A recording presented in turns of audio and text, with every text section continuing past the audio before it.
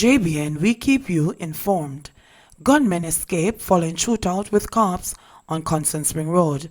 There was a shootout between cops and armed men along Constant Spring Road in the vicinity of the Immaculate Conception High School on Monday night. According to investigators, about 10:30 p.m., a police team was on patrol when the driver of a brown Toyota Corolla motor car was signaled to stop. The driver disobeyed and sped off. The police team reportedly pursued the vehicle. However, occupants aboard opened fire at the police team. The men then abandoned the vehicle and escaped on foot in the area. The vehicle was subsequently seized.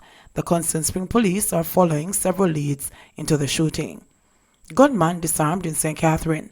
A gunman was disarmed by a man he attacked along the Greendale Main Road in St. Catherine on Monday, December 9. The Spanish Town police report that about 11:40 a.m., the man was standing along the roadway when he was approached by the gunman. A confrontation reportedly ensued between the two, during which the gunman was disarmed and forced to beat a hasty retreat. The police were summoned and the gun, a Browning 9mm pistol, was handed over to them. They have since launched a manhunt for the suspect. Teens suspected in rapes and robberies detained. A teenager who is suspected of working with two other men to rob and rape women in and around Montego Bay was held by the police last Saturday. It is alleged that the other men pose as a taxi driver and a passenger.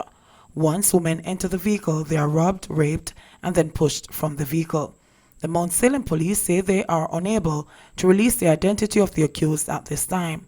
The teen was apprehended after the latest victim, a 22-year-old woman from Trelawney, reported her assault to the police last Saturday. Sources close to the investigation said that the woman stopped the vehicle about 8 p.m. along Gaucher Road in Montego Bay. The man posing as a passenger in the rear of the car brandished what she believed to be a handgun and restrained her.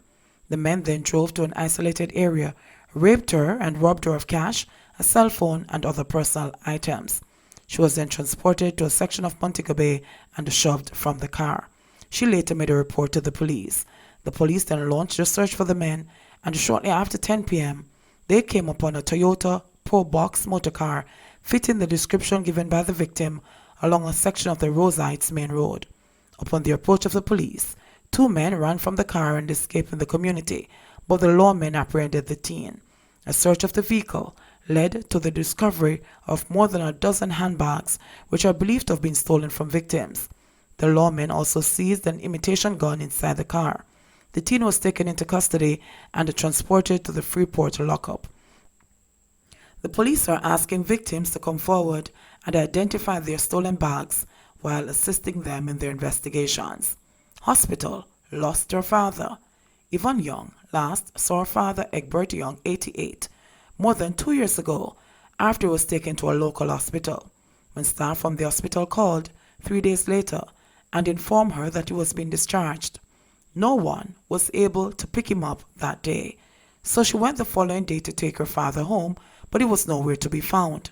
Young said that after searching the hospital, she was unable to locate her father. When we went in the morning, we couldn't find him.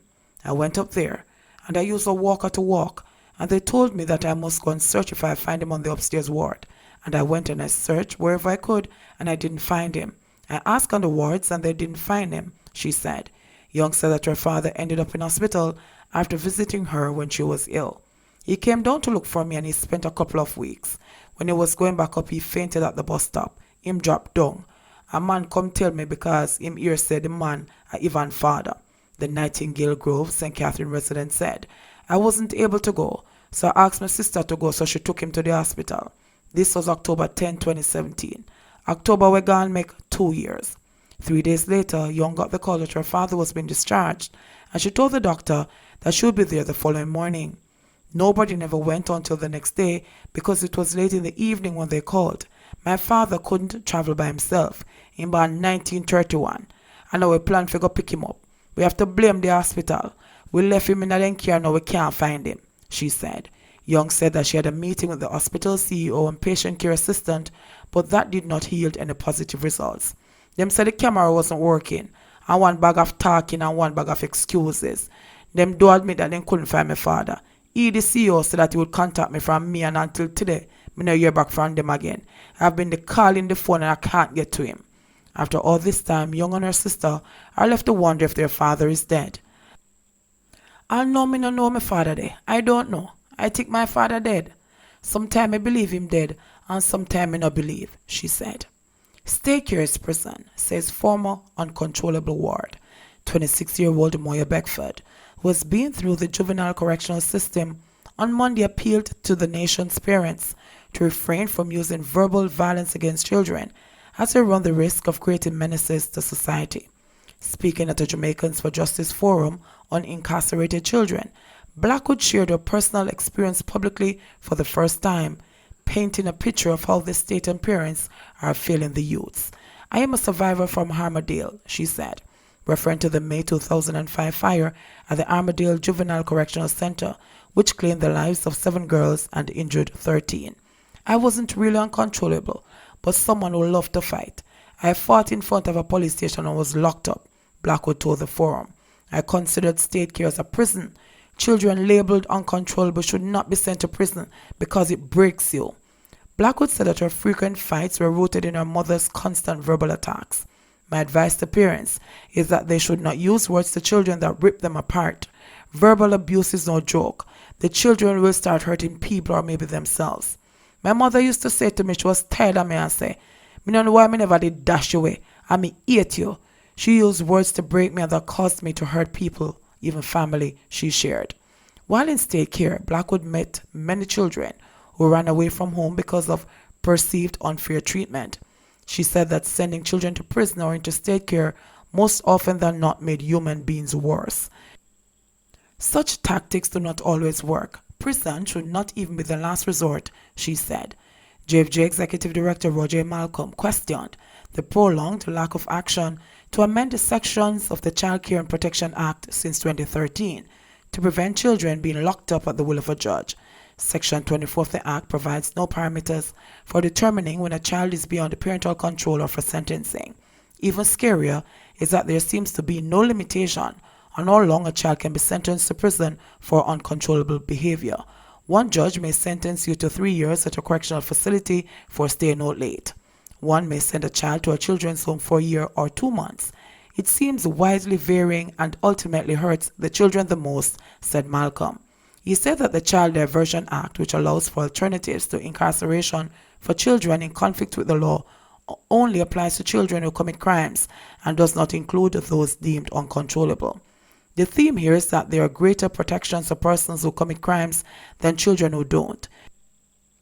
JFJ wants an urgent repeal of the section of the Child Care and Protection Act that allows the court to imprison a child who has committed no crime, simply because the parent can't care for them, Malcolm said. We simply ask that the government keep its promise. Cops convicted of killing schoolgirl Vanessa Kirkland each granted $2.5 million bail. The 3 cops found guilty of manslaughter in relation to the death of 16-year-old schoolgirl Vanessa Kirkland in March 2012 have each been granted $2.5 million bail. Constables Adewin Smith, 35, Dervin Hales, 33, and Anna K. Bailey, 27, were ordered by Justice Carol Edwards to surrender their travel documents and to report 3 times weekly to the Office of the Commissioner of Police. Stop orders were also placed on all 3. The bail applications were made in chambers yesterday by attorney Peter Champagne, who is representing Smith, Kemar Robinson, who is representing Hales, and Oswest Senior Smith, who is representing Bailey. The cops have filed an appeal challenging their February convictions. The 3 were on February 8 found guilty of manslaughter by a 7-member jury in the Home Circuit Court in downtown Kingston. During the trial, the court heard that Bailey, Hales, and Smith drove onto Norman Lane in Kingston sometime after 9 o'clock on March 20, 2012, and opened fire on a blue Suzuki Swift motor car which was parked along the left side of the road. Kirkland and 6 other occupants inside the car were shot. She subsequently died from her injuries. Water rates to go up in January.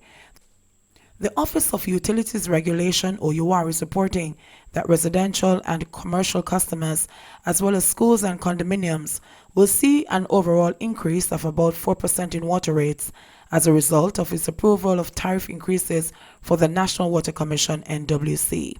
The adjustment became effective on December 9. In a statement yesterday, OUR explained that on average, customers paying water as well as sewage rates will see an overall increase of between 15.5% and 17.8%. The regulator further explained that most of NWC's customers do not pay for sewage.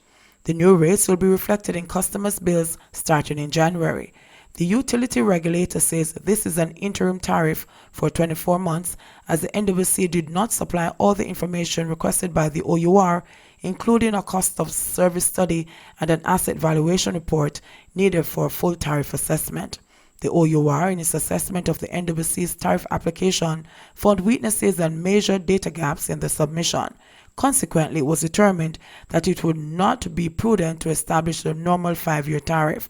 The OUR says the NWC will be expected to formally apply for a full tariff review months after the effective date of the determination notice. For residential customers, NWC proposal was 29.2%. OUR approved 4.3%. Commercial, NWC proposal 31.5%. OUR approved 4.4%. Condominiums, NWC proposal 31.1%. OUR approved 4.3%. Schools, NWC proposal 32.6%.